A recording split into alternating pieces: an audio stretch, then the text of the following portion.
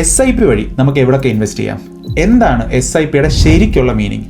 ഇപ്പോഴും ഒരുപാട് ആളുകൾക്ക് കൺഫ്യൂഷൻ ഉണ്ട്. എല്ലാ കൺഫ്യൂഷനും നമുക്ക് എന്ത് തീർക്കാം. പിന്നെ എന്തുകൊണ്ടാണ് ഈ SIPയുടെ അറൗണ്ട് ഇത്രത്തോളം ഹൈപ്പ്? നമ്മുടെ പാരൻസും എൽഡേഴ്സും ഒക്കെ പണ്ട് തൊട്ട് തന്നെ പോസ്റ്റ് ഓഫീസിലും RDയിലും ഒക്കെ പൈസ മാസം മാറ്റി വയ്ക്കുന്നുണ്ടായിരുന്നു. പിന്നെ എന്താണ് ഈ SIPക്ക് ഇത്ര വലിയൊരു മാറ്റം? ആദ്യത്തെ ചോദ്യം, എന്തുകൊണ്ടാണ് അതിനെ സിസ്റ്റമാറ്റിക് ഇൻവെസ്റ്റ്മെന്റ് പ്ലാൻ എന്ന് നമ്മൾ വിളിക്കുന്നത്? സിസ്റ്റമാറ്റിക് എന്ന് പറഞ്ഞാൽ എന്താണ്? കൃത്യമായിട്ടുള്ള രീതിയിൽ മുന്നോട്ട് പോകുന്ന എന്തോ ഒരു സംഭവം, അതിനെയാണ് സിസ്റ്റമാറ്റിക് എന്ന് വിളിക്കുന്നത്. അപ്പോൾ ഇതിനെ സിസ്റ്റമാറ്റിക് ഇൻവെസ്റ്റ്മെന്റ് പ്ലാൻ എന്ന് വിളിക്കാനുള്ള കാരണം 3 കാര്യങ്ങളാണ്. 3 കാര്യത്തിൽ ഒന്നാമത്തത് ഡേറ്റ് അല്ലെങ്കിൽ ടൈം അല്ലെങ്കിൽ ഫ്രീക്വൻസി. അതായത് എല്ലാ മാസവും അല്ലെങ്കിൽ എല്ലാ ആഴ്ചയും അതല്ലെങ്കിൽ എല്ലാ ദിവസവും എത്ര ഇടവേളയിൽ ഇൻവെസ്റ്റ് ചെയ്യണം എന്നുള്ളത് നമുക്കിവിടെ സെറ്റ് ചെയ്ത് വെക്കാം. അതാണ് ഒന്നാമത്തെ കാര്യം. ഇനി രണ്ടാമത്തെ കാര്യം, എത്ര രൂപ നമ്മൾ മുമ്പേ പറഞ്ഞ ഇടവേളയിൽ ഇൻവെസ്റ്റ് ചെയ്യണം എന്ന് നമുക്ക് സെറ്റ് ചെയ്ത് വയ്ക്കാം.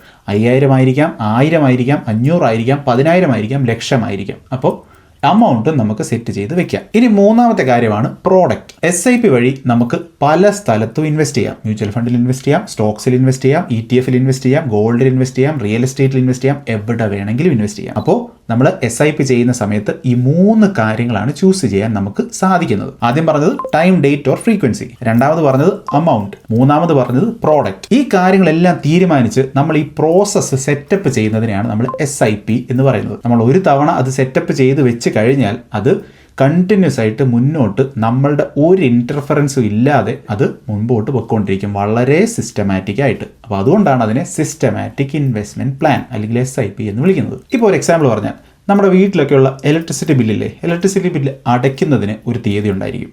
ആ തീയതി കഴിഞ്ഞു കഴിഞ്ഞാൽ ചിലപ്പോൾ നമുക്ക് ഫൈൻ ഉണ്ടാവും. നമ്മുടെ നാട്ടിലെ ഇലക്ട്രിസിറ്റി ബില്ലിന് ശരിക്കും ഫൈൻ ഉണ്ടോ എന്നൊന്നും എനിക്കറിയില്ല. ഞാനൊരു എക്സാമ്പിൾ പറഞ്ഞാൽ, അതല്ലെങ്കിൽ മറ്റേതെങ്കിലും ഒരു ബില്ല് അതിന് കൃത്യമായിട്ടുള്ള അവർ പറഞ്ഞിരിക്കുന്ന ഡേറ്റിൽ നമ്മൾ അടച്ചില്ലെങ്കിൽ അതിനുശേഷം നമുക്ക് ഫൈൻ ഉണ്ടായിരിക്കും. ഈ ഫൈൻ ഉള്ള ബില്ലുകൾ പോലും അടയ്ക്കാൻ ചിലപ്പോൾ നമ്മൾ മറന്നു പോകാറുണ്ട്. നമ്മൾ മറന്നു പോകാതെ അടയ്ക്കാൻ വേണ്ടിയിട്ടാണ് ഈ കമ്പനികൾ ഫൈൻ ഏർപ്പെടുത്തി വെച്ചിരിക്കുന്നത്. എന്നിട്ട് പോലും നമ്മൾ മറന്നു പോകും. കാരണം നമ്മൾ മനുഷ്യരാണ്, നമുക്ക് മടിയുണ്ട്, നമുക്ക് മറവിയുണ്ട്, ഇതെല്ലാം ഉണ്ട്.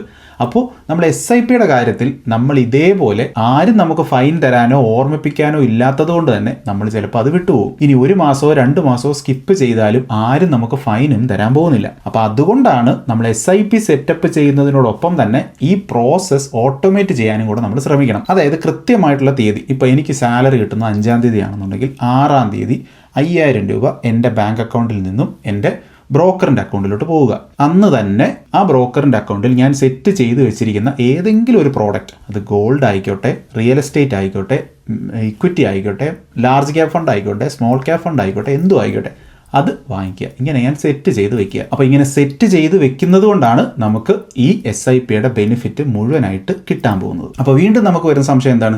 SIP എന്ന് വെച്ചാൽ എന്താണ്? സ്റ്റോക്ക് മാർക്കറ്റ് ആണോ? ഇനി അങ്ങനെ ഒരു സംശയം നിങ്ങൾക്കുണ്ടെങ്കിൽ, SIP എന്ന് വെച്ച് കഴിഞ്ഞാൽ സ്റ്റോക്ക് മാർക്കറ്റ് മാത്രമല്ല. നിങ്ങൾക്ക് ഓൾറെഡി മനസ്സിലായി SIP എന്ന് പറഞ്ഞാൽ ഒരു സിസ്റ്റം ആണ് എന്ന്. അപ്പോൾ SIP വഴി നമുക്ക് എവിടൊക്കെ ഇൻവെസ്റ്റ് ചെയ്യാമെന്ന് ചോദിച്ചു കഴിഞ്ഞാൽ സ്റ്റോക്ക് മാർക്കറ്റിൽ മാത്രമല്ല, നമുക്ക് പല സ്ഥലത്തും ഇൻവെസ്റ്റ് ചെയ്യാം. ഓൾറൈറ്റ്. അപ്പോൾ ഒരു ബ്രോക്കറിൻ്റെ അക്കൗണ്ട് എങ്ങനെയാണ് സെറ്റപ്പ് ചെയ്യുന്നത് എന്ന് എൻ്റെ പല വീഡിയോസിൽ ഞാൻ ഓൾറെഡി കാണിച്ചിട്ടുണ്ട്. നിങ്ങൾക്ക് അതിനെപ്പറ്റി ഡീറ്റെയിൽഡ് ആയിട്ട് ഇനിയും വീഡിയോസ് ചെയ്യണമെന്നുണ്ടെങ്കിൽ നിങ്ങൾ താഴെ കമൻറ്റ് ചെയ്യുക. അപ്പോൾ ഈ ഒരു വീഡിയോയിൽ ഞാൻ അസ്യൂം ചെയ്യുകയാണ് നിങ്ങൾക്ക് ഓൾറെഡി ഒരു അക്കൗണ്ട് ഉണ്ട് എന്ന്. ഇനി ഞങ്ങൾ ഇതൊരു അക്കൗണ്ട് സെറ്റപ്പ് ചെയ്തിട്ടില്ല എങ്കിൽ നിങ്ങൾ ഏതെങ്കിലും ഒരു മോശമില്ലാത്തൊരു ബ്രോക്കറിൻ്റെ വെബ്സൈറ്റിലേക്ക് കയറുക. അവിടെ കയറി കഴിഞ്ഞാൽ നിങ്ങളുടെ അത്യാവശ്യമുള്ള കുറച്ച് ഡീറ്റെയിൽസ്, അതായത് ബാങ്ക് ഡീറ്റെയിൽസ് കൊടുക്കണമായിരിക്കാം, പാൻ കാർഡ് കൊടുക്കണമായിരിക്കാം, മേ ബി ഒരു സെൽഫി എടുക്കണമായിരിക്കും. അതും എടുത്തു കഴിഞ്ഞാൽ 48 ഹവേഴ്സിനകം തന്നെ നിങ്ങളുടെ അക്കൗണ്ട് സെറ്റപ്പായി നിങ്ങൾക്ക് കിട്ടും. അപ്പോൾ നിങ്ങളൊരു ബിഗിനറാണ്, നിങ്ങൾക്ക് ഇൻവെസ്റ്റ് ചെയ്ത് സ്റ്റാർട്ട് ചെയ്യണം. നിങ്ങൾ നേരെ ഈ അക്കൗണ്ടിലേക്ക് ലോഗിൻ ചെയ്ത് കയറുന്നു. നിങ്ങൾ അവിടെ കയറിയിട്ട് നല്ലൊരു സ്റ്റോക്ക് നോക്കി അങ്ങ് വാങ്ങിച്ച് തുടങ്ങുന്നു. ഇപ്പോൾ ആരോ പറയുന്നു റിലയൻസ് കിടിലൻ കമ്പനിയാണ്, റിലയൻസ് വാങ്ങിച്ചു തുടങ്ങുന്നു. അതല്ലെങ്കിൽ വേറെ ആരോ പറയുന്നു HDFC നല്ല കമ്പനിയാണ്, HDFCയുടെ സ്റ്റോക്ക് അങ്ങ് വാങ്ങിച്ചു തുടങ്ങുന്നു. എല്ലാ മാസവും HDFCയുടെ സ്റ്റോക്ക് വാങ്ങിച്ച് കൂട്ടിക്കൊണ്ടേ ഇരിക്കുന്നു. അങ്ങനെ നമുക്ക് ചെയ്യാൻ സാധിക്കുമോ? ചെയ്യാൻ സാധിക്കും. പക്ഷേ ഒരു ബിഗിനർ ആണെങ്കിൽ ഇതിനേക്കാളും ബെറ്റർ ആയിട്ടുള്ള മറ്റ് ഓപ്ഷൻസ് ഉണ്ട്. കാരണം നമ്മൾ ഇൻവെസ്റ്റ് ചെയ്യാൻ വെച്ചിരിക്കുന്ന എല്ലാ പൈസയും ഒരു കമ്പനിയിലോ അല്ലെങ്കിൽ 1-2 കമ്പനിയിലോ കൊണ്ട് ഇൻവെസ്റ്റ് ചെയ്യുന്നത് വലിയ റിസ്ക് ഉള്ള കാര്യമാണ്. അപ്പോൾ ഒരു ബിഗിനർ എന്ന നിലയിൽ നമ്മൾ ഒരിക്കലും അത് ചെയ്യാൻ പാടില്ല. ഞാൻ പറഞ്ഞു വന്നത് HDFCയും റിലയൻസും ഒക്കെ മോശം കമ്പനിയാണ് എന്നല്ല. നമ്മൾ ബിഗിനർ ആയിരിക്കുന്ന സമയത്ത് നമ്മൾ നമ്മുടെ കയ്യിലിരിക്കുന്ന എല്ലാ പണവും ഒരു ബാസ്ക്കറ്റിൽ തന്നെ കൊണ്ടിടരുത് എന്ന് പലരും പറഞ്ഞ് നമ്മൾ കേട്ടിട്ടുണ്ടായിരിക്കുമല്ലോ. അപ്പോൾ അതുകൊണ്ട് തന്നെ എല്ലാം കൂടെ ഒരു കമ്പനിയിലോ 1-2 കമ്പനിയിൽ ഒന്നും കൊണ്ട് ഇൻവെസ്റ്റ് ചെയ്യരുത്. അപ്പോൾ അങ്ങനെ ഇൻഡിവിജ്വൽ സ്റ്റോക്ക് നമുക്ക് പിക്ക് ചെയ്യാൻ സാധിക്കാതെ വരുന്ന സമയത്ത് മ്യൂച്വൽ ഫണ്ട്സ് നമ്മളെ ഹെൽപ്പ് ചെയ്യുന്നത്. ഈ മ്യൂച്വൽ ഫണ്ട് എന്ന് വെച്ചാൽ എന്താണ്? മ്യൂച്വൽ ഫണ്ട് എന്ന് വെച്ച് കഴിഞ്ഞാൽ ഒരു വലിയ ബക്കറ്റാണ്. ആ ബക്കറ്റിനകത്ത് പല കമ്പനികളുടെ സ്റ്റോക്സ് ഉണ്ടായിരിക്കാം.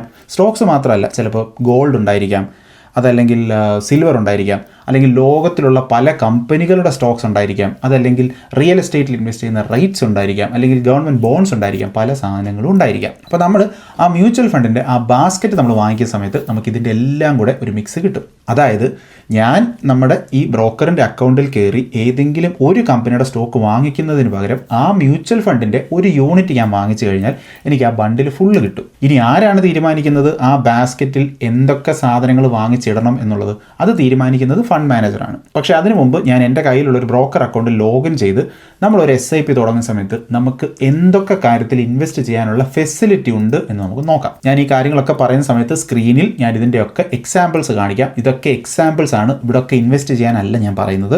ആദ്യമായിട്ട് നമ്മൾ മ്യൂച്വൽ ഫണ്ട് വഴി നമുക്ക് ഇക്വിറ്റി, അതായത് സ്റ്റോക്ക് മാർക്കറ്റിൽ തന്നെ നമുക്ക് ഇൻവെസ്റ്റ് ചെയ്യാം. സ്റ്റോക്ക് മാർക്കറ്റിൽ തന്നെ വലിയ കമ്പനികളും ചെറിയ കമ്പനികളും മീഡിയം കമ്പനികളും ഒക്കെ ഉണ്ട്. കൂടുതലും വലിയ കമ്പനികളിൽ ഇൻവെസ്റ്റ് ചെയ്യുന്ന മ്യൂച്വൽ ഫണ്ട്സ് ആണ് ഈ ലാർജ് ക്യാപ് മ്യൂച്വൽ ഫണ്ട്സ് എന്ന് പറയുന്നത്. അതേപോലെ തന്നെ കൂടുതലായും ചെറിയ കമ്പനിയിൽ ഇൻവെസ്റ്റ് ചെയ്യുന്ന mutual funds small cap fund എന്ന് നമുക്ക് പറയാം. അതേപോലെ തന്നെ മിഡ് ക്യാപ് ഫണ്ട് ഉണ്ട്. ഇനി നമ്മളെപ്പോലൊരു ബിഗിനർക്ക് ഇതിൽ ഏത് ചൂസ് ചെയ്യണമെന്ന് ചോദിച്ചു കഴിഞ്ഞാൽ നിങ്ങൾക്ക് ഇഷ്ടമുള്ള ഏതും ചൂസ് ചെയ്യാം. ഞാൻ ഇവിടെ പറയുന്നത് എന്തൊക്കെ തരത്തിൽ എവിടെയൊക്കെ നമുക്ക് SIPയിൽ ഇൻവെസ്റ്റ് ചെയ്യാനുള്ള ഓപ്ഷൻസ് ഉണ്ട് എന്നാണ്. ഇനി ഒരു ബിഗിനർ ആണെങ്കിൽ ഫ്ലെക്സി ക്യാപ്പിൽ നമുക്ക് ഇൻവെസ്റ്റ് ചെയ്യാം. അതായത് ഇതിലെ ഒന്ന് മാത്രമല്ല, ഇതിലൊരു മിക്സ് ആയിരിക്കും അവിടെ ഇൻവെസ്റ്റ് ചെയ്യുന്നത്. അതായത് ലാർജിലും സ്മോളിലും മിഡിലും ഒക്കെ കൂടെ ചേർന്നൊരു മിക്സിൽ ഇൻവെസ്റ്റ് ചെയ്യുന്നതാണ് ഈ ഫ്ലെക്സി എന്ന് പറയുന്നത്. ഇനി അതല്ലെങ്കിൽ നിങ്ങളിപ്പോൾ ഇവിടെ കാണുന്ന പോലെ ഗോൾഡിൽ ഇൻവെസ്റ്റ് ചെയ്തിരിക്കുന്ന മ്യൂച്വൽ ഫണ്ടിൽ നമുക്ക് SIP തുടങ്ങാം. ഇനി അതേപോലെ തന്നെ നിങ്ങളിപ്പോൾ ഇവിടെ കാണുന്ന പോലെ ഗ്ലോബൽ ഫണ്ട്സ്, അതായത് ഗ്ലോബൽ കമ്പനീസിൽ ഇൻവെസ്റ്റ് ചെയ്തിരിക്കുന്ന മ്യൂച്വൽ ഫണ്ട്സ് ഉണ്ട്. അവിടെയും നമുക്ക് ഇൻവെസ്റ്റിംഗ് തുടങ്ങാം, അവിടെയും നമുക്ക് SIP തുടങ്ങാം. ഗ്ലോബൽ ഫണ്ട്സ് എന്ന് പറഞ്ഞാൽ എന്താണ്?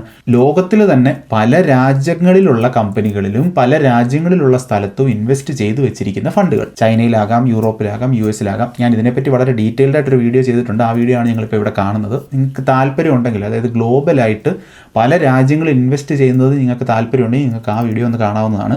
ഇനി നിങ്ങളിപ്പോൾ ഇവിടെ കാണുന്നതാണ് റിയൽ എസ്റ്റേറ്റിൽ ഇൻവെസ്റ്റ് ചെയ്യുന്ന തരത്തിലുള്ള ഫണ്ട്സ്. അവിടെ നമ്മൾ SIP തുടങ്ങിക്കഴിഞ്ഞാൽ റിയൽ എസ്റ്റേറ്റിലായിരിക്കും നമ്മൾ ഇൻവെസ്റ്റ് ചെയ്യുന്നത്. ഇനി നിങ്ങൾക്ക് ടെക്നോളജി വൈസ് ആയിട്ട് നിങ്ങൾക്ക് ഇൻവെസ്റ്റ് ചെയ്യണം. അതായത് നിങ്ങൾക്ക് EV എന്ന് പറയുന്ന ഒരു ടെക്നോളജിയിലാണ് നിങ്ങൾക്ക് ഇൻവെസ്റ്റ് ചെയ്യാൻ താല്പര്യം. അങ്ങനെ EV എന്ന് പറയുന്ന ഒരു ടെക്നോളജിയിൽ തന്നെ നിങ്ങൾ ഇൻവെസ്റ്റ് ചെയ്യാൻ ഹെൽപ്പ് ചെയ്യുന്ന തരത്തിലുള്ള മ്യൂച്വൽ ഫണ്ട്സുകൾ കാണും. അതേപോലെ തന്നെ പലതരത്തിലുള്ള ടെക്നോളജിയും അല്ലെങ്കിൽ പലതരത്തിലുള്ള കാറ്റഗറി, ഇപ്പോൾ ഫിനാൻഷ്യൽ ആയിട്ടുള്ള ഫിനാൻസ് മാനേജ് ചെയ്യുന്ന കമ്പനീസിലാണ് നിങ്ങൾക്ക് ഇൻവെസ്റ്റ് ചെയ്യാൻ താല്പര്യം. അതിന് നിങ്ങളെ ഹെൽപ്പ് ചെയ്യും. ഇനി തീമുകളിൽ ഇൻവെസ്റ്റ് ചെയ്യുന്ന മ്യൂച്വൽ ഫണ്ടുകളുണ്ട്. അവിടെയും നിങ്ങൾക്ക് ഇപ്പോൾ ഇവിടെ കാണുന്ന പോലെ ഇതേപോലത്തെ മ്യൂച്വൽ ഫണ്ട്സ് ചൂസ് ചെയ്ത് കഴിഞ്ഞാൽ അതിൽ നിങ്ങളൊരു SIP തുടങ്ങിക്കഴിഞ്ഞാൽ നിങ്ങൾക്ക് അതിലും ഇൻവെസ്റ്റ് ചെയ്യാം. ഇനി ഇതൊന്നും അല്ലെങ്കിൽ നിങ്ങൾക്ക് വളരെ സേഫായിട്ട്, അതായത് ഈ സ്റ്റോക്ക് മാർക്കറ്റിൻ്റെ റിസ്ക് ഒന്നും നിങ്ങൾക്ക് എടുക്കാൻ പറ്റില്ല.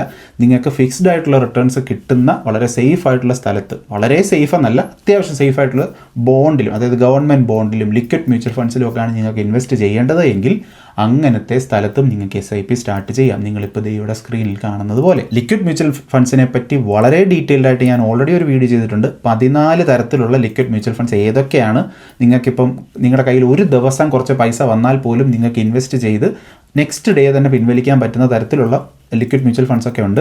അതിനെപ്പറ്റിയൊക്കെ ഒരു 1.5 വർഷം മുന്നേ ഞാനൊരു വീഡിയോ ചെയ്തിട്ടുണ്ട്. നിങ്ങൾക്ക് അത് താല്പര്യം ഉണ്ടെങ്കിൽ ഉറപ്പായിട്ടും അത് യൂസ്ഫുൾ ആക്കാൻ ശ്രമിക്കുക. അപ്പോൾ നമുക്ക് ഏതെങ്കിലും ഒരു ബ്രോക്കറിൻ്റെ ആപ്ലിക്കേഷനിൽ കയറി ഞാൻ ഇത്രയും നേരം പറഞ്ഞ കാര്യങ്ങളൊക്കെ എങ്ങനെയാണ് കണ്ടുപിടിക്കുന്നത്, ഓരോ ഫണ്ടിൽ എന്തൊക്കെയാണ് ഉള്ളത് എന്ന് നമുക്കൊന്ന് കയറി നോക്കാം. അതിന് മുന്നേ നമ്മൾ അറിഞ്ഞിരിക്കേണ്ട ഒരു കാര്യങ്ങളുണ്ട്, അതൊന്ന് ഞാൻ ക്വിക്കായിട്ട് പറയാം. അപ്പോൾ നമ്മൾ ഏതൊരു മ്യൂച്വൽ ഫണ്ടിലും നമ്മൾ SIP തുടങ്ങുന്ന സമയത്ത്, അതല്ലെങ്കിൽ എവിടെയാണെങ്കിലും നമ്മളൊരു ഇൻവെസ്റ്റ്മെൻറ്റ് തുടങ്ങുന്ന സമയത്ത് നമ്മൾ ആദ്യം തീരുമാനിക്കേണ്ട ഒരു കാര്യമുണ്ട്, നമ്മളെ കൊണ്ട് എത്രത്തോളം റിസ്ക് എടുക്കാൻ പറ്റും എന്നുള്ളത്. അപ്പോൾ ഓരോ മ്യൂച്വൽ ഫണ്ടിനും അത് ഹൈ റിസ്ക് ആണോ, മീഡിയം റിസ്ക് ആണോ, ലോ റിസ്ക് ആണോ എന്നൊക്കെ ആ ആപ്പിൽ തന്നെ, അതല്ലെങ്കിൽ ആ ഫണ്ടിൻ്റെ ഡീറ്റെയിൽസ് തന്നെ കൊടുത്തിട്ടുണ്ടായിരിക്കും. അപ്പോൾ ഓരോ മ്യൂച്വൽ ഫണ്ടിൻ്റെ കാറ്റഗറിയും അതിൻ്റെ റിസ്ക്കും തമ്മിൽ കമ്പയർ ചെയ്യുന്ന ഒരു ഗ്രാഫാണ് നിങ്ങളിപ്പോൾ കാണുന്നത്. അപ്പോൾ ഇവിടെ നിങ്ങൾക്ക് ക്ലിയർ ആയിട്ട് മനസ്സിലാവുന്നുണ്ടായിരിക്കും ഓരോ ഫണ്ടും അതല്ലെങ്കിൽ ഓരോ കാറ്റഗറി വൈസ് മാറും തോറും അതിൻ്റെ റിസ്ക് കൂടുകയും കുറയുകയൊക്കെ ചെയ്യുന്നുണ്ട്. അപ്പോൾ നമ്മൾ ആദ്യം ഡിസൈഡ് ചെയ്യേണ്ടത് നമുക്ക് എത്രത്തോളം റിസ്ക് എടുക്കാൻ പറ്റും എന്നുള്ളതാണ്. അപ്പോൾ നമുക്ക് എടുക്കാൻ സാധിക്കുന്ന അത്ര റിസ്കിൻ്റെ അവിടെ നമ്മൾ നിർത്തിയിട്ട് അതിന് മുമ്പോട്ടുള്ള സ്ഥലത്ത് മാത്രം നമ്മൾ ഇൻവെസ്റ്റ് ചെയ്യാൻ ശ്രമിക്കുക. ഇനി അതല്ല കുറച്ചൊക്കെ റിസ്ക് എടുക്കാൻ താല്പര്യം ഉണ്ടെങ്കിൽ നമുക്ക് ആ വരയുടെ അപ്പുറം, അതല്ലെങ്കിൽ ആ വരയോട് ചേർന്ന് ഉള്ള സ്ഥലത്ത് കുറച്ച് മാത്രം ഇൻവെസ്റ്റ് ചെയ്യാൻ ശ്രമിക്കുക. അതെപ്പോഴും ഡിസൈഡ് ചെയ്യേണ്ടത് നമ്മളാണ്. നമുക്ക് എത്രത്തോളം റിസ്ക് എടുക്കാൻ താല്പര്യമുണ്ട്, എത്രത്തോളം നമുക്ക് കൂടുതൽ റിട്ടേൺസിന് വേണ്ടിയിട്ട് കൂടുതൽ റിസ്ക് എടുക്കാൻ താല്പര്യമുണ്ടെന്ന് തീരുമാനിക്കേണ്ടത് നമ്മൾ തന്നെയാണ്. ഇനി ഞാൻ ഇവിടെ ഒരു സാമ്പിളായിട്ട് ഒരു ഫണ്ട് കാണിക്കാം. ഇതെല്ലാം സാമ്പിളാണ്, ഇതൊന്നും ഒരു റെക്കമെൻഡേഷൻ അല്ല. ഇപ്പോൾ ഇവിടെ നമുക്ക് കാണാം SBI large cap fund direct growth എന്ന് പറഞ്ഞൊരു ഫണ്ട്. ആ ഫണ്ടിൽ നമ്മൾ താഴോട്ട് വന്നു കഴിഞ്ഞാൽ നമുക്ക് ഇവിടെ കാണാൻ സാധിക്കും ഒരു മാസത്തിൽ 3 മാസത്തിൽ 6 മാസത്തിലൊക്കെ ഇത് തന്നിരിക്കുന്ന റിട്ടേൺസ് ഒക്കെ ഇവിടെ കൊടുത്തിട്ടുണ്ട്. CAGR ആണ് കൊടുത്തിരിക്കുന്നത്. CAGR എന്താണ് എന്നൊക്കെ ഉള്ളത് ഞാൻ ഒരുപാട് എക്സ്പ്ലെയിൻ ചെയ്തിട്ടുള്ള കാര്യമാണ്. സിംപ്ലി റിട്ടേൺസ് എന്ന് മാത്രം മനസ്സിലാക്കിയിരുന്നാൽ മതി. പിന്നെ അതിൻ്റെ താഴെ നമുക്ക് ഇവിടെ കാണാം SBI എന്ന് എഴുതിയിരിക്കുന്ന താഴെ നമുക്ക് ഇക്വിറ്റി എന്ന് കാണാം, അതായത് സ്റ്റോക്ക് മാർക്കറ്റിലാണ് അത് ഇൻവെസ്റ്റ് ചെയ്തിരിക്കുന്നത്. ലാർജ് ക്യാപ്പ് എന്ന് കാണാം.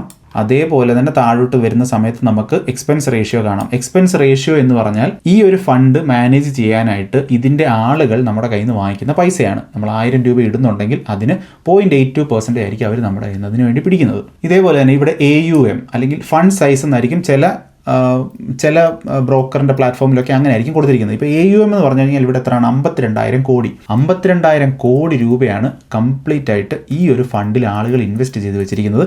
അത്രത്തോളമാണ് ഈ ഫണ്ട് അവർ മാനേജ് ചെയ്യുന്നത്.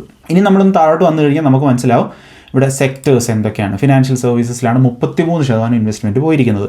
അതേപോലെ കൺസ്യൂമർ സൈക്ലിക്കലായിട്ടുള്ള സ്ഥലത്താണ് 14% ഇൻവെസ്റ്റ് ചെയ്തിരിക്കുന്നത്. പിന്നെ ബേസിക് മെറ്റീരിയൽസിൽ, കൺസ്യൂമർ ഡിഫെൻസീവിൽ ഒക്കെ ഇൻവെസ്റ്റ് ചെയ്തിരിക്കുന്നത്. ഹോൾഡിങ്സ് ഏതാണെന്ന് ക്ലിയർ ആയിട്ട് നമുക്ക് കയറി നോക്കണമെങ്കിൽ ഇവിടെ കൊടുത്തിട്ടുണ്ട്. HDFC ബാങ്കിലാണ് 9%, റിലയൻസിലാണ് 7.4%, ICICI ബാങ്കിൽ 7%. ഇങ്ങനെ നമുക്ക് ഓരോന്നും എടുത്ത് നോക്കാം. ഇനി ഇത് ആരാണ് തീരുമാനിക്കുന്നത്? ഇവിടെ ഇരിപ്പുണ്ട് ആൾ, ഫണ്ട് മാനേജർ. 2 ഫണ്ട് മാനേജേഴ്സ് ഉണ്ട്. അവരുടെ ഡീറ്റെയിൽസും അവർക്ക് എത്രത്തോളം എക്സ്പീരിയൻസ് ഉണ്ട് എന്നും അവർ ഹാൻഡിൽ ചെയ്യുന്ന AUM എത്രയാണെന്നും ഒക്കെ ഇവിടെ പറഞ്ഞിട്ടുണ്ട്. ഇവിടെ കൊടുത്തിട്ടുണ്ട് കാറ്റഗറി വെരി ഹൈ റിസ്ക് ആണെന്ന് കാറ്റഗറിയിലും കൊടുത്തിട്ടുണ്ട്. ഞാനിതൊരു എക്സാമ്പിൾ എടുത്തതാണ്. നമുക്കിനി ഒരു മിഡ് ക്യാപ്പ് ഫണ്ട് എടുത്ത് നോക്കാം. വെറുതെ ഏതെങ്കിലും ഒരു മിഡ് ക്യാപ്പ് ഫണ്ട് ഞാൻ ചുമ്മാ എടുക്കുകയാണ്. ഇതൊരു മിഡ് ക്യാപ്പ് ഫണ്ടാണ്. ഇത് ഇക്വിറ്റിയാണ്. ഇത് ഡയറക്റ്റ് ഗ്രോത്ത് ആണ്. മിഡ് ക്യാപ്പ് ഫണ്ടാണ്. ഇതിൻ്റെ AUM എന്ന് പറയുന്നത് 11,000 കോടി രൂപയാണ്. എക്സ്പെൻസ് റേഷ്യോ 0.91 ആണ്. നമ്മൾ നേരത്തെ കണ്ടത് 0.82 ആയിരുന്നു. എക്സ്പെൻസ് റേഷ്യോ ഇവിടെ കൂടുതലാണ്. അതേപോലെ തന്നെ എവിടെയൊക്കെയാണ് അവർ ഇൻവെസ്റ്റ് ചെയ്തിരിക്കുന്നത്? Polycab, Phoenix Mills, Indian bank, അങ്ങനെ കുറേ ഇൻവെസ്റ്റ്മെൻറ്റ് വെരി ഹൈ ആണ്. ഫണ്ട് മാനേജർ ആരാണ്? ഈ ഡീറ്റെയിൽസ് എല്ലാം ഇവിടെ കൊടുത്തിട്ടുണ്ട്. ഓൾറൈറ്റ്. അപ്പോൾ ഇനി ഞാൻ നേരത്തെ പറഞ്ഞ പോലെ നമുക്ക് പല സ്ഥലത്ത് ഇൻവെസ്റ്റ് ചെയ്യാം. ഇപ്പോൾ റിയൽ എസ്റ്റേറ്റിൽ ഇൻവെസ്റ്റ് ചെയ്യണം. റിയൽ എസ്റ്റേറ്റ് ഇൻവെസ്റ്റ് ചെയ്യണമെങ്കിൽ നമ്മൾ റീറ്റ്സ് വഴിയാണ് റിയൽ എസ്റ്റേറ്റിൽ ഇൻവെസ്റ്റ് ചെയ്യുന്നത്. റീറ്റ്സ് വഴിയാണ് നമ്മൾ ഇൻവെസ്റ്റ് ചെയ്യുന്നത്. റീറ്റ്സ് വഴി ഇൻവെസ്റ്റ് ചെയ്യുന്ന ഏതെങ്കിലും ഒരെണ്ണം ഞാൻ എടുക്കുന്നു. അവിടെ നമുക്ക് മനസ്സിലാവും ഇത് റീറ്റ്സ് എന്ന് പറഞ്ഞാൽ എന്താണ്? റിയൽ എസ്റ്റേറ്റിൽ ഇൻവെസ്റ്റ് ചെയ്യാം. നമ്മൾ പോയി ഒരു ലാൻഡൊന്നും വാങ്ങിക്കേണ്ട ആവശ്യമില്ല. ഈ ഒരു ഗ്രൂപ്പാണ് ആ ഫുൾ പ്രോപ്പർട്ടി വാങ്ങിച്ചിരിക്കുന്നത്. അത് മേ ബി ഒരു വലിയ ഷോപ്പിംഗ് കോംപ്ലക്സ് ആയിരിക്കാം, മോൾ ആയിരിക്കാം, അതല്ലെങ്കിൽ വലിയൊരു ലാൻഡ് ആയിരിക്കാം. അവിടെ നിന്നും അവർക്ക് കിട്ടുന്ന റിട്ടേൺസ്, അതായത് റെൻ്റൽ ഇൻകം ആയിരിക്കാം, എന്താണെങ്കിലും അത് നമുക്ക് എല്ലാവർക്കും കൂടെ വീതിച്ച് തരുന്നു. അതാണ് ഈ റീറ്റ്സ് എന്ന് പറയുന്നത്. ഇപ്പോൾ ഇവിടെ 100% ഇൻവെസ്റ്റ് ചെയ്തിരിക്കുന്നത് റീറ്റ്സിലാണ് എന്ന് നമുക്കിവിടെ കാണാം. ഇവിടുത്തെ AUM എന്ന് പറയുന്നത് 42 കോടി രൂപയാണ്. ഇതെല്ലാം ഞാനൊരു എക്സാമ്പിളായിട്ട് കാണിക്കുന്നതാണ്. ഈ ഫണ്ട് നല്ലതാണോ മോശമാണോ എന്നൊന്നും ഞാൻ നോക്കിയിട്ടില്ല. ഞാൻ ജസ്റ്റ് ഒരു എക്സാമ്പിൾ മാത്രം കാണിച്ചു എന്ന് മാത്രമേ ഉള്ളൂ. അപ്പോൾ ഞാൻ നേരത്തെ പറഞ്ഞ ഓരോ കാര്യങ്ങളും ഞാൻ കാറ്റഗറി വൈസ് ഞാൻ ഈ ഒരു ബ്രോക്കറിൻ്റെ പ്ലാറ്റ്ഫോമിൽ ഒന്ന് കാണിക്കാം. നിങ്ങൾ യൂസ് ചെയ്യുന്ന ഏത് ബ്രോക്കറിൻ്റെ പ്ലാറ്റ്ഫോം ആണെങ്കിലും അവിടെയും ഇതേപോലത്തെ കാര്യങ്ങളെല്ലാം കാണും. ഇപ്പോൾ ഇവിടെ നമ്മൾ ഇക്വിറ്റി എടുത്തു കഴിഞ്ഞാൽ large cap, mid cap, small cap, large cap and mid cap. ഇപ്പോൾ ലാർജ് ക്യാപ്പ് ചൂസ് ചെയ്ത് കഴിഞ്ഞാൽ ലാർജ് ക്യാപ്പ് ഫണ്ടുകളൊക്കെ നമുക്ക് അവിടെ കാണാം. അതേപോലെ തന്നെ മിഡ് ക്യാപ്പ് എടുത്തു കഴിഞ്ഞാൽ മിഡ് ക്യാപ്പ് ഫണ്ടുകളൊക്കെ നമുക്ക് അവിടെ കാണാം. ഇനി ഞാൻ നേരത്തെ പറഞ്ഞ പോലെ ഫ്ലെക്സി ക്യാപ്പ് ഉണ്ട്, കണ്ടില്ലേ? ഫ്ലെക്സി ക്യാപ്പ് ഫണ്ട് എടുത്തു കഴിഞ്ഞാൽ ഫ്ലെക്സി ക്യാപ്പ് നമുക്ക് അവിടെ കാണാം. ഞാൻ ജസ്റ്റ് ഒരെണ്ണം ഒരു എക്സാമ്പിളായിട്ട് ഞാൻ എടുക്കാം. എക്സാമ്പിളായിട്ട് എടുത്തു കഴിഞ്ഞാൽ ഇത് കണ്ടില്ലേ എത്രത്തോളം പൈസയാണ് അവർ ഹാൻഡിൽ ചെയ്യുന്നതെന്ന്. പിന്നെ അതിൻ്റെ റിട്ടേൺസും നമുക്കിവിടെ കാണാം.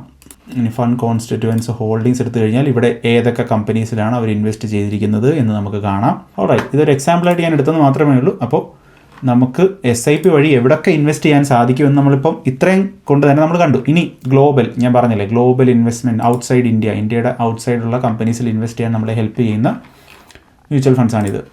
അവിടെ നമ്മൾ SIP തുടങ്ങിയാൽ നമുക്ക് ഗ്ലോബലി ഇൻവെസ്റ്റ് ചെയ്യാം. ഇൻഡെക്സ് ഫണ്ട് എന്ന് പറഞ്ഞാൽ എന്താണ്? നമ്മുടെ ഇന്ത്യൻ സ്റ്റോക്ക് മാർക്കറ്റിനെ ട്രാക്ക് ചെയ്യുന്ന നമ്മുടെ ഇൻഡെക്സ് ഫണ്ടിൽ നമുക്ക് ഇൻവെസ്റ്റ് ചെയ്യാം. ഇവിടെ കിടക്കുന്നു സെക്ടറും തീമാറ്റിക്കും. ഡിവിഡൻഡ് ഈൽഡ് ഉള്ളതുകൊണ്ട് FMCG ഇവിടെ കാണാം, ഹെൽത്ത് കെയർ കാണാം, ഇൻഫ്രാസ്ട്രക്ചർ കാണാം, ടെക്നോളജി കാണാം. അങ്ങനത്തെ പല തീമിലും സെക്ടറിലും നമുക്ക് ഇൻവെസ്റ്റ് ചെയ്യാം. ഇത് ഇക്വിറ്റി ആയിരുന്നു നമ്മൾ നോക്കിയത്. ഇനി ഫിക്സ്ഡ് ഇൻകം നമ്മൾ എടുത്തു കഴിഞ്ഞാൽ നമുക്ക് എന്ത് കാണാം? Liquid mutual funds, overnight mutual funds, ultra short duration. ഞാൻ മുമ്പേ പറഞ്ഞ പോലെ ആ 14 എണ്ണം ഞാൻ അവിടെ ക്ലിയർ ആയിട്ട് എക്സ്പ്ലെയിൻ ചെയ്തിട്ടുണ്ട്. ആ ഒരു വീഡിയോയിൽ നിങ്ങൾക്ക് താല്പര്യമുണ്ടെങ്കിൽ അത് കാണുക. ഇനി കൊമോഡിറ്റീസ് എടുത്ത് നോക്കിയാൽ എന്താണ്? പ്രഷ്യസ് മെറ്റൽസിൽ നമ്മൾ ഇൻവെസ്റ്റ് ചെയ്യാൻ ഹെൽപ്പ് ചെയ്യുന്ന സ്ഥലം. അതായത് ഇപ്പം എവിടെയാണ്? ഗോൾഡിലും സിൽവറിലും ഒക്കെ നമ്മൾ ഇൻവെസ്റ്റ് ചെയ്യാൻ ഹെൽപ്പ് ചെയ്യുന്ന സ്ഥലമായിരിക്കും. ഇപ്പോൾ ക്വാണ്ടം ഗോൾഡ് സേവിങ്സ് എന്ന് പറഞ്ഞാൽ കാണാം, ഗോൾഡ് ETF എന്ന് കാണാം. അപ്പോൾ ഇതെല്ലാം നോക്കി കണ്ട് വാങ്ങിക്കുക. ഇതൊക്കെ നോക്കി ചെക്ക് ചെയ്ത് ഗോൾഡിലും സിൽവറിലും എങ്ങനെയാണ് ഇൻവെസ്റ്റ് ചെയ്യുന്നത് എന്ന് ഞാൻ ഓൾറെഡി ഒരു വീഡിയോ ചെയ്തിട്ടുണ്ട്. അതൊക്കെ കാണാൻ ശ്രമിക്കും. ഇതെല്ലാം കൂടെ ഞാൻ ഒരു വീഡിയോയിൽ കുത്തി കയറ്റുന്നില്ല. ഓൾറെഡി അപ്പോൾ ഈ ഒരു വീഡിയോയുടെ മെയിൻ ഐഡിയ എന്താണെന്ന് വെച്ച് കഴിഞ്ഞാൽ തന്നെ നമുക്ക് SIP വഴി എത്രയൊക്കെ സ്ഥലത്ത് ഇൻവെസ്റ്റ് ചെയ്യാനുള്ള എത്രത്തോളം പവർഫുള്ളായിട്ടൊരു സംഭവമാണ് ഈ മ്യൂച്വൽ ഫണ്ട് എന്ന് മനസ്സിലാക്കാൻ വേണ്ടി മാത്രമാണ്. അതിനോടൊപ്പം തന്നെ ഈ SIP എന്താണ്, SIP വഴി നമുക്ക് എവിടെയൊക്കെ ഇൻവെസ്റ്റ് ചെയ്യാം എന്നും SIP ഉള്ള ആൾക്കുള്ള ചെറിയ കൺഫ്യൂഷൻസ് ഒക്കെ ഒന്ന് മാറ്റാൻ വേണ്ടിയിട്ടാണ് ഞാനിത് പറഞ്ഞത്. അപ്പോൾ SIP എന്താണ് എന്നും SIP വഴി നമുക്ക് എവിടൊക്കെ ഇൻവെസ്റ്റ് ചെയ്യാൻ സാധിക്കും എന്നുള്ളതിൻ്റെ ഒരു ബ്രീഫ് ഗ്ലാൻസ് നിങ്ങൾക്ക് കിട്ടിയെന്ന് ഞാൻ വിശ്വസിക്കുന്നു. ഇതിനെപ്പറ്റി കൂടുതലായിട്ട്, അതായത് ഓരോ പോയിന്റും എടുത്ത് വളരെ ഡീറ്റെയിൽഡ് ബ്രേക്ക് ഡൗൺ ചെയ്തിട്ട് ഒരു വീഡിയോ ചെയ്യണമെങ്കിൽ നിങ്ങൾ താഴെ കമൻറ്റ് ചെയ്യുക.